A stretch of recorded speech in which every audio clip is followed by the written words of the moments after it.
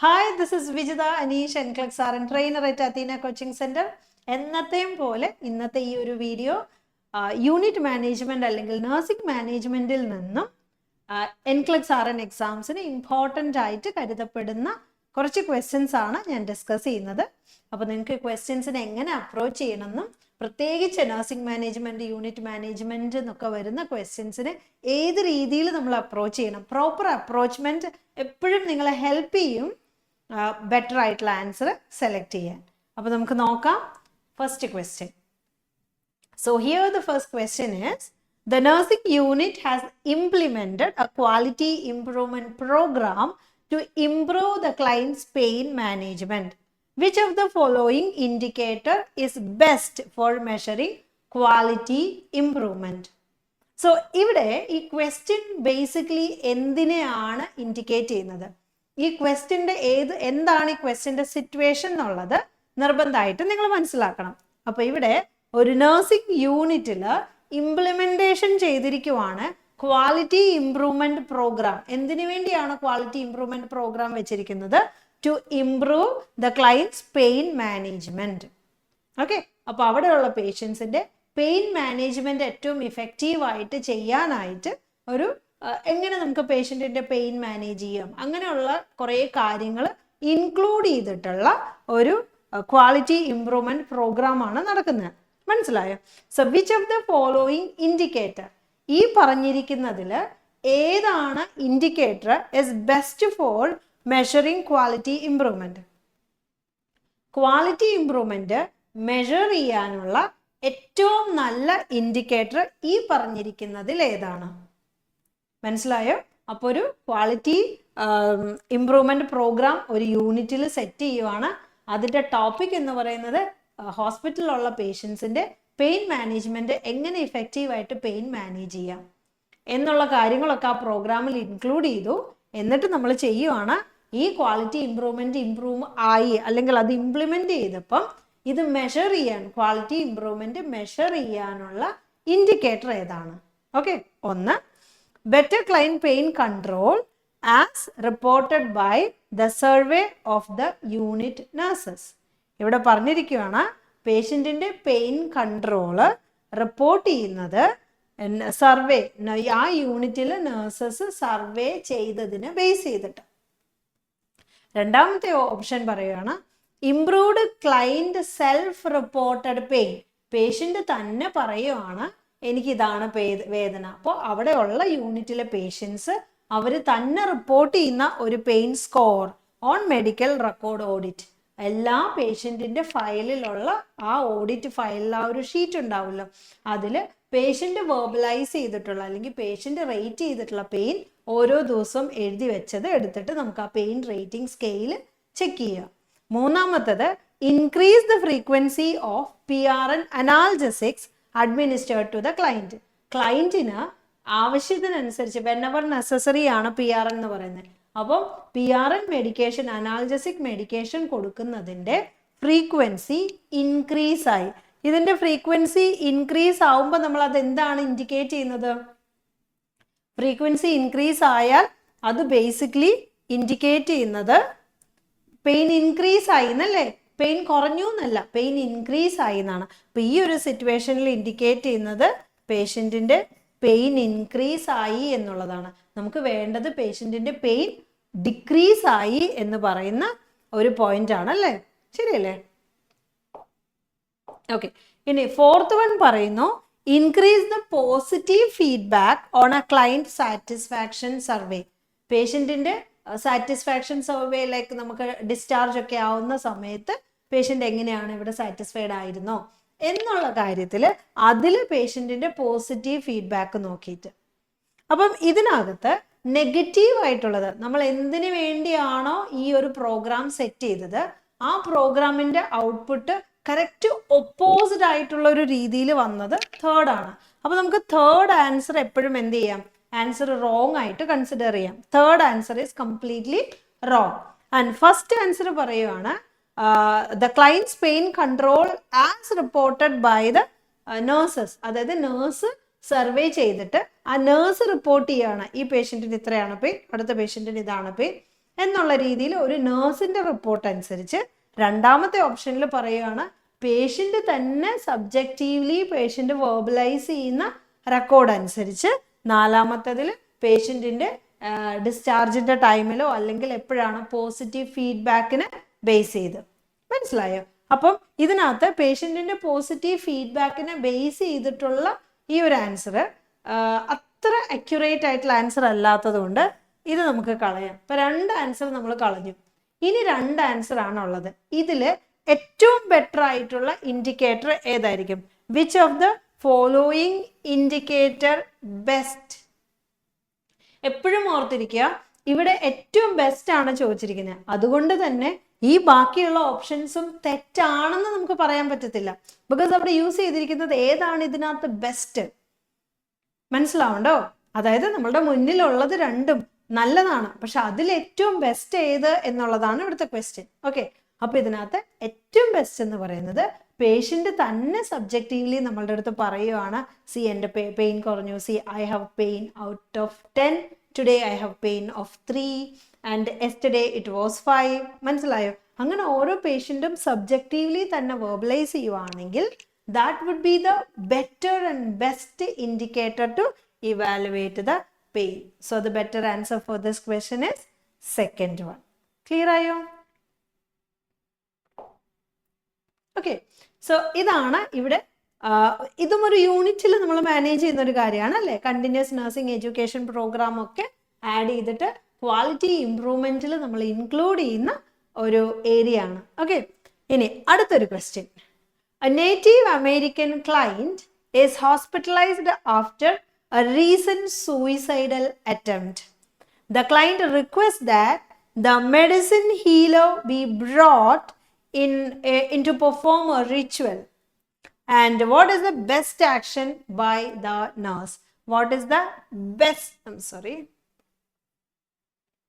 what is the best action by the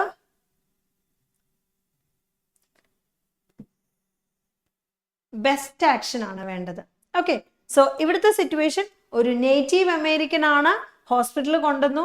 എങ്ങനെയാണ് ഹോസ്പിറ്റലിൽ കൊണ്ടുവന്നത്? ഒരു സൂയിസൈഡൽ അറ്റംപ്റ്റ് കഴിഞ്ഞതിന് ശേഷം. So the client request the medicine healer to be brought in to perform ritual. Okay, അപ്പൊ ഈ പേഷ്യന്റ് തന്നെ പറയുകയാണ്, അവരുടെ റിക്വസ്റ്റ് ആണ് ഒരു മെഡിസിൻ ഹീലർ കൊണ്ടുവന്നിട്ട് അവരുടെ റിച്വൽ ചെയ്യണം എന്നുള്ളത്. ഓക്കെ, അപ്പൊ നമ്മൾ ബെസ്റ്റ് നഴ്സ് എന്താണ് ചെയ്യേണ്ടത്? Option 1 says assist with making arrangement to bring in a medicine healer. അപ്പോൾ അങ്ങനെ ഒരു മെഡിസിൻ ഹീലറെ കൊണ്ടുവരാനായിട്ടുള്ള ഒരു അറേഞ്ച്മെന്റ് ചെയ്യുക. 2, explain to the client that medication will treat symptoms of depression. 3rd പറയുവാണ്, remind the client that visitors are not allowed on this unit. 4th, tell the client that rituals do not alleviate depression. Okay, അപ്പൊ ഇവിടെ ഈ ഒരു പേഷ്യന്റിന് suicidal attempt കഴിഞ്ഞിട്ട് കൊണ്ടുവന്നപ്പം definitely അത് എന്തായിരിക്കാം? ഒരു ഡിപ്രഷന്റെ ഭാഗമായിട്ടുണ്ടായിട്ടുള്ള ഒരു സൂയിസൈഡൽ അറ്റംപ്റ്റ് ആയിരിക്കാം. അപ്പൊ ഇവിടെ ഒരു പേഷ്യന്റിന്റെ റിക്വസ്റ്റ് ആണ് അവർക്ക് ഒരു റിച്വൽ അവരുടെ ചെയ്യണം. അപ്പൊ പേഷ്യന്റിന്റെ കസ്റ്റംസ് ഡിഫറെന്റ് ആണ്, പേഷ്യന്റിന്റെ ട്രഡീഷൻ ഡിഫറെന്റ് ആണ്, പേഷ്യന്റ് യൂസ് ചെയ്യുന്ന അല്ലെങ്കിൽ ഫോളോ ചെയ്യുന്ന റിലീജിയസ് ബിലീഫ്സ് ഡിഫറെന്റ് ആയിരിക്കാം. ഓക്കെ, അപ്പൊ അങ്ങനെ എങ്ങനെയാണെങ്കിലും പേഷ്യന്റിന്റെ what is that cultural beliefs and practice എന്താണോ അതിനെ റെസ്പെക്ട് ചെയ്യുക എന്നുള്ളത് നമ്മളുടെ റെസ്പോൺസിബിലിറ്റിയാണ്.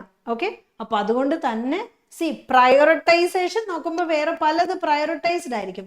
പക്ഷെ ഇങ്ങനെയുള്ള ഒരു സിറ്റുവേഷനിൽ നമ്മൾ ചെയ്യേണ്ടത് assist with making arrangements. Okay, അപ്പൊ നിർബന്ധമായിട്ട് നമ്മൾ എന്ത് ചെയ്യണം? അതിനു വേണ്ടി അറേഞ്ച് ചെയ്യണം. ബാക്കി 2nd ഓപ്ഷനും 3rd ഓപ്ഷനും 4th ഓപ്ഷനും അവരുടെ ടോട്ടൽ ആ ഒരു സിംപ്റ്റത്തെ ടോട്ടൽ അവരുടെ ആവശ്യത്തെ കംപ്ലീറ്റ്ലി നമ്മൾ വേണ്ടെന്ന് വെക്കുന്നതിന് തുല്യമാണ്. ഓക്കെ, ഓൾറെഡി ഇവരാകെ ഡൗൺ ആയിട്ടാണ് ഇരിക്കുന്നത്. അപ്പൊ അവരുടെ ഒരു ആഗ്രഹത്തെ നമ്മൾ ടോട്ടലി വേണ്ടാന്ന് പറയുമ്പോൾ അവർ പിന്നെയും ടെൻസ്ഡ് ആവുന്നു, പിന്നെയും അവര് ഓക്കെ എനിക്കൊന്നും ഇമ്പ്രൂവ് ചെയ്യാൻ പറ്റുന്നില്ല, അല്ലെങ്കിൽ ഞാൻ എടുത്ത ഡിസിഷൻ പ്രോപ്പർ അല്ല എന്നുള്ള രീതിയിൽ ചിന്തിക്കാനുള്ള ഒരു ടെൻഡൻസി ഉണ്ട്. സോ ബെറ്റർ ആൻസർ ഏത് പേഷ്യന്റിന്റെ റിലീജിയസ് ബിലീഫ് ആണെങ്കിലും അത് റെസ്പെക്ട് ചെയ്യുക എന്നുള്ളത് നമ്മളുടെ റെസ്പോൺസിബിലിറ്റിയാണ്. ഓക്കെ, ഇപ്പൊ ഇവിടുത്തെ better answer is assist with making arrangement to bring the healer. Clear? ഒരു ക്വസ്റ്റ്യൻ കൂടെ നമുക്ക് ചെയ്യാം. So a newly reassigned nurse enters hospital room at the beginning of the shift and finds the client unconscious and unresponsive. അപ്പോൾ question വായിച്ചു പോകുമ്പോൾ തന്നെ നമുക്ക് ഇവിടുത്തെ സിറ്റുവേഷൻ മനസ്സിലാക്കാം.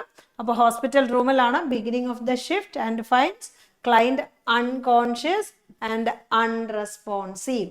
Fine. Resuscitation is initiated. Unresponsive കണ്ട പെട്ടെന്ന് നമ്മൾ എന്ത് ചെയ്യും? റീസസിറ്റേഷൻ ഇനീഷ്യേറ്റ് ചെയ്തു. Then continued by RRT. Okay, so ഞാൻ ഇനീഷ്യേറ്റ് ചെയ്തു, പെട്ടെന്ന് തന്നെ എന്ത് ചെയ്തു? RRT വന്ന് നമ്മളെ ഹെൽപ്പ് ചെയ്തു. Okay, fine. So the nurse realise that there is do not resuscitate prescription. Okay, DNR prescription ഫയലിലുള്ളതായിട്ട് ആ നേഴ്സ് എന്ത് ചെയ്യുവാണ്? റിയലൈസ് ചെയ്യുവാണ്. മനസ്സിലാവുണ്ടോ? ആ ഫയലിനകത്ത് ഡു നോട്ട് റീസസിറ്റേഷൻ എന്ന് പറയുന്ന ഒരു ഓർഡർ അല്ലെങ്കിൽ അങ്ങനെ ഒരു പ്രിസ്ക്രിപ്ഷൻ റിയലൈസ് ചെയ്യുവാണ്. Clear? And what action is correction? So ഇവിടെ നമ്മൾ ഏത് ആക്ഷൻ ആണ് കറക്റ്റ് ആയിട്ടുള്ളത്? ഫൈൻ. ഓപ്ഷൻ 1 പറയാണ് stop all resuscitation activity immediately. പെട്ടെന്ന് തന്നെ ആ റീസസിറ്റേഷൻ ചെയ്ത് തുടങ്ങിയല്ലോ നമ്മൾ, ആ തുടങ്ങിയത് ലൈക്ക് സ്റ്റോപ്പ് ചെയ്യാം. സെക്കൻഡ് പറയുകയാണ് continue resuscitation until DNR status is verified with a health care provider. ഒരു ഹെൽത്ത് കെയർ പ്രൊവൈഡർ വന്നിട്ട് ഇതിനെ വെരിഫൈ ചെയ്യുന്നത് വരെ നമ്മൾ എന്ത് ചെയ്യണം? കണ്ടിന്യൂ ചെയ്യുക. And third is if client shows any sign of life, പേഷ്യന്റിന് എന്തെങ്കിലും ഒരു സൈൻ ഓഫ് ലൈഫ് കാണിക്കുന്നുണ്ടെങ്കിൽ follow advanced cardiovascular support protocol until stable. Okay, അവിടെ പേഷ്യന്റിന് എന്തെങ്കിലും ജീവിതത്തിന് മുന്നോട്ട് പോകുന്ന എന്തെങ്കിലും ലൈഫിന്റെ സൈൻസ് കാണിക്കുന്നുണ്ടെങ്കിൽ പിന്നെ അഡ്വാൻസ്ഡ് കെയർ കൊടുത്തിട്ട് പേഷ്യന്റിന് കാർഡിയോവാസ്കുലർ സപ്പോർട്ട് കൊടുക്കുക, പേഷ്യന്റ് സ്റ്റേബിൾ ആവുന്നത് വരെ കണ്ടിന്യൂ ചെയ്യുക എന്നുള്ളത്. ഫോർത്തില് once resuscitation has begun, complete it regardless of client code status. ക്ലയന്റിന്റെ കോഡ് സ്റ്റാറ്റസ് നോക്കാതെ എന്താണേലും സ്റ്റാർട്ട് ചെയ്തില്ലേ, അപ്പൊ നമുക്ക് എന്ത് ചെയ്യാം? ആ സ്റ്റാർട്ട് ചെയ്തത് പിന്നെ നമുക്ക് കണ്ടിന്യൂ ചെയ്യാം. ഇവിടെ പേഷ്യന്റിന്റെ ഫയലിനകത്ത് അല്ലെങ്കിൽ അവരുടെ പ്രിസ്ക്രിപ്ഷനിൽ ഒരു DNR പ്രിസ്ക്രിപ്ഷൻ ഉണ്ടെങ്കിലും സാരമില്ല, എന്താണേലും തുടങ്ങി, അപ്പൊ നമുക്കത് കണ്ടിന്യൂ ചെയ്യാം. അതാണ് ഫോർത്ത് ഓപ്ഷൻ പറയുന്നത്. ഇനി ബേസിക്കലി നമ്മളിവിടെ മനസ്സിലാക്കേണ്ട ഒരു കാര്യം, why DNR is important, why it is necessary. Do not resuscitate എന്ന് പറയുന്നത് usually it is A kind of Mercy killing എന്നൊക്കെ വേണമെങ്കിൽ പറയാം. ബേസിക്കലി ഒരു ടെർമിനലി ഇല്ലായിട്ടുള്ള ഒരു പേഷ്യൻറ്റിന് അഡ്വാൻസ്ഡ് ആയിട്ടുള്ള ലൈഫ് സേവിങ് മെഷേഴ്സ് കൊടുത്തു കഴിഞ്ഞാൽ അവർ പിന്നെയും കൂടുതൽ സഫർ ചെയ്യും എന്നുള്ളത് കൊണ്ടും അതിന് ഔട്ട്പുട്ട് നല്ലതായിട്ട് കിട്ടില്ല എന്ന് ആൻറ്റിസിപ്പേഷൻ ഉള്ളത് കൊണ്ടുമാണ് നമ്മൾ എന്ത് ചെയ്യുന്നത്? DNR ആക്ടിവേറ്റ് ചെയ്യുന്നത്. അതായത് ഒന്ന് പേഷ്യൻ്റ് ടെർമിനലി ഇല്ലായിട്ടുള്ള ഒരു പേഷ്യൻ്റ് ആയിരിക്കും, ആ പേഷ്യൻറ്റിന് മുന്നോട്ടുള്ള ലൈഫ് എക്സ്പെക്റ്റൻസി അവരുടെ ഡിസീസിൻ്റെ ഭാഗമായിട്ട് കുറവായിരിക്കും. അപ്പോൾ അവരെ നമ്മൾ എന്ത് ചെയ്യണം? ഉള്ള ബാക്കിയുള്ള കാലം, മുന്നോട്ട് ഇനി എത്ര കാലമാണ് അവർക്കുള്ളത് അത് നമുക്ക് ഒരിക്കലും പ്രെഡിക്റ്റ് ചെയ്യാൻ പറ്റത്തില്ല. പക്ഷെ എന്നിരുന്നാലും എത്രയാണോ ഉള്ളത് അത് ഏറ്റവും ഭംഗിയായിട്ടും ക്വാളിറ്റിയിലും ജീവിച്ചു പോവാന്നുള്ളത്. പേഷ്യൻറ്റിന്റെ ലൈഫ് വളരെ കുറച്ചാണ് മുന്നിലേക്കുള്ളത്. അപ്പോൾ പേഷ്യൻറ്റിനെ എടുത്ത് വെന്റിലേറ്ററിൽ ഇടുന്നു, പേഷ്യൻറ്റിന് കുറേ മെഡിസിൻസ് കൊടുക്കുന്നു, അവർ സെഡേറ്റഡ് ആക്കി ഇടുന്നു. അപ്പോൾ അങ്ങനെയൊക്കെ വരുമ്പോൾ എന്താ സംഭവിക്കുന്നതെന്ന് വെച്ച് കഴിഞ്ഞാൽ പേഷ്യൻറ്റ് പിന്നെയും സഫർ ചെയ്യുവാണ്. അവരുടെ കുറേ ആഗ്രഹങ്ങൾ കാണും. അവർക്ക് ഒരു ഭൂമിയിൽ ജീവിക്കുമ്പോൾ അവർക്ക് പേഷ്യൻസിന് കുറേ റൈറ്റ്സ് ഉണ്ട് അല്ലേ, അവർ കുറേ ആഗ്രഹിക്കുന്ന കുറേ കാര്യങ്ങളുണ്ട്. ആ ആഗ്രഹങ്ങളൊക്കെ അവർക്ക് നടക്കണം. മനസ്സിലാവുണ്ടോ? ഇല്ലാതെ അവർക്ക് എന്താണേലും ലൈഫ് എക്സ്പെക്റ്റൻസി ഇല്ല. അപ്പൊ ആ ലാസ്റ്റ് പോയിന്റിലും അവരെ പിന്നെയും സഫർ ചെയ്യിപ്പിക്കുക എന്ന് പറയുന്നത് ഒരു തെറ്റായിട്ടുള്ളൊരു കാര്യമാണ്. ഓക്കെ, അപ്പോൾ പ്രത്യേകം ശ്രദ്ധിക്കണം. ഏതെങ്കിലും പേഷ്യന്റിന് നമ്മളുടെ ഇഷ്ടപ്രകാരം അല്ല ഡു നോട്ട് റീസസിറ്റേറ്റ് പറയുന്നത്. ഒരു പേഷ്യന്റ് ടെർമിനലി ഇല്ലാണെന്ന് ഡയഗ്നോസ് ചെയ്യുകയും പേഷ്യന്റിന്റെ ലൈഫ് എക്സ്പെക്റ്റൻസി നല്ലതല്ല എന്ന് മനസ്സിലാക്കുകയും അതുകൂടാതെ ലൈഫ് സേവിങ് മെഷേഴ്സ് കൊടുത്താൽ ആ ലൈഫ് സേവിങ് മെഷേഴ്സ് പേഷ്യന്റിന് പിന്നെയും ലൈക്ക് വർക്ക് ലോഡ് കൂട്ടും, അല്ലെങ്കിൽ പേഷ്യൻ്റ് ഒരുപാട് സ്ട്രെസ് ഉണ്ടാവും എന്നുള്ള സിറ്റുവേഷൻസിൽ മാത്രമാണ് പേഷ്യൻറ്റിൻ്റെ സഫറിങ് കുറയ്ക്കാനും സഫറിങ് റെഡ്യൂസ് ചെയ്യുക, ക്വാളിറ്റി ലൈഫ് എൻഹാൻസ് ചെയ്യാനും വേണ്ടിയാണ് യൂഷ്വലി നമ്മൾ എന്ത് ചെയ്യുന്നത്? DNR പ്രിസ്ക്രൈബ് ചെയ്യുന്നത്. ഓക്കെ, അപ്പൊ DNR ഓൾറെഡി ഒരു ഓർഡർ ഫയലിനകത്തുണ്ട്. അത് നേഴ്സ് ഇപ്പോഴാണ് എന്ത് ചെയ്തത്, റിയലൈസ് ചെയ്തത്. അതിന്റെ റീസൺ എന്താണ്, ന്യൂലി റീഅസൈൻഡ് നേഴ്സ്. ഓക്കെ, അതായത് ആ ഒരു പേഷ്യന്റിനെ നോർമലി കെയർ ചെയ്തുകൊണ്ടിരുന്ന ഒരു നേഴ്സിൽ നിന്നും മാറി വേറൊരു നേഴ്സാണ് ഇപ്പൊ കെയർ ചെയ്യുന്നത്.